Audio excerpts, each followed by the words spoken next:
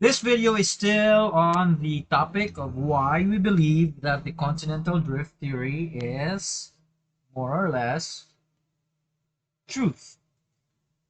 This time we'll look at the third evidence, which is rocks. Okay, so here it is presented that the rocks that you can find here and you can find here are similar, such that it would point to the case that these continents were really once connected together as one supercontinent named the Pangaea.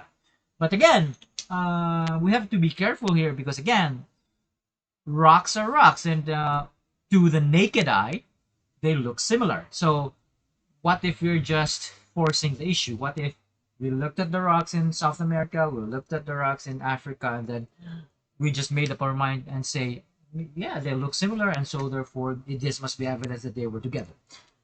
I'm going to tell you that that is there's a story even deeper than that, because you see, rocks create layers, okay, especially sedimentary rocks. And again, we have a lake, and what happens is when there's some flooding, the erosion coming from the rains would, dump sediments onto the lake, and you create a layer of sediments like that. And then in the next flooding, it would create a layer of sediments like this. And maybe in the next flooding, the flooding is so severe that it creates a thick layer, right? And then the next flooding is kind of not that severe, so it creates a thin layer.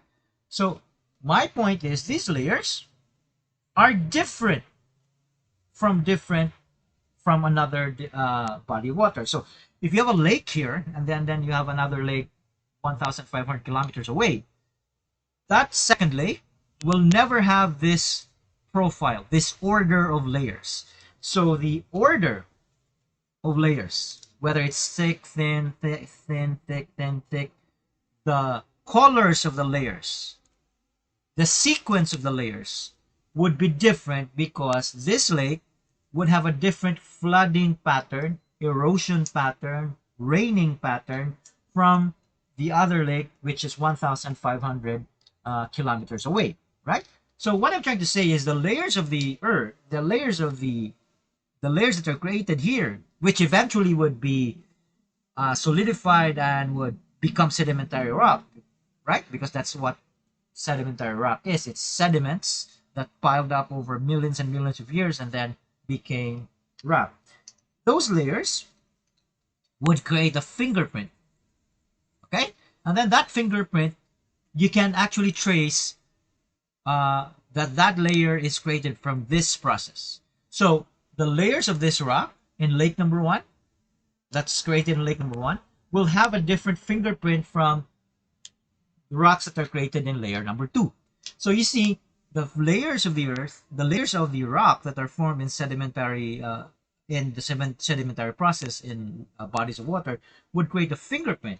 Moreover, even if it's not sedimentary, even if it's metamorphic rock or igneous, the crystals in the rock, would actually be different also. So you have different crystals, you have different sizes of crystals. The minerals in the rock are also different, right? The sizes of the minerals, the amount of minerals, the crystals in the minerals will be different. And again, all of this point to a fingerprint. And therefore, if you have two rock layers that have the same fingerprint, it's very, very highly unlikely that they were separated, that they were created by different processes. If they have the same fingerprint, they must be created from the same process. By the way, if you're wondering, like a few while back, Mount Pinatubo erupted, and then they said that the ash of Mount Pinatubo went as far as Europe, was found as far as Europe, and then you are wondering, how did the scientists know that that was ash from Mount Pinatubo when, I mean, it could just have been ash from there. Well, that's because, again, ash, which is, if you think about it, just powdered components of rock, have different crystals and minerals and proportions of minerals and sizes of those minerals, sizes of those crystals, that again, it creates this fingerprint. So if you find ash from Mount Pinatubo in the Philippines and ash somewhere in Europe, and you put them under the microscope and they have the same fingerprint, you can bet that that ash came from Mount Pinatubo. The same thing with rock. So it's not just this is not just evaluated by plain sight. Like, okay, I see a rock here, I see a rock here, the color here is the same as that one, so maybe these rocks were the same. That's not scientific. When we say the rock layers in South America and rock layers in Africa are the same, what we mean is we examine them, looking at the sequence of layers, looking at the amount of crystals, looking at the proportions of minerals, looking at the sizes of the components, whether crystals or minerals, and we compile that into a fingerprint. And guess what? The rock layers on the coast of Africa and the coast of South America have the same fingerprint, meaning they were once created from the same process, maybe from the same process like the sedimentary process or maybe some metamorphic process. But the point is, they have the same fingerprint. So this is not just um, like qualitative evaluation, like, okay, that rock looks similar to this rock, but it's really like put in the lab under a microscope using sophisticated methods, and yet, despite all of that, it points that those rocks were created from the same process, i.e., they were once connected together. Okay, so that's how we know that the rocks that the Pangea is really existent, because the rocks, the same as the fossils, corroborate the story of the continental fit of the edges of the continents.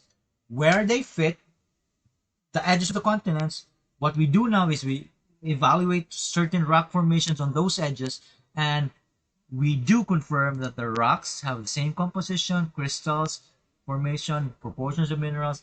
Therefore, they have the same fingerprint. Therefore, they must have been created in the same manner. Therefore, they were once connected together. And again, you cannot cheat that. It's irrefutable. It's as rock solid, pun intended, rock solid evidence that the continental drift, that the drifting of continents really did happen in the past.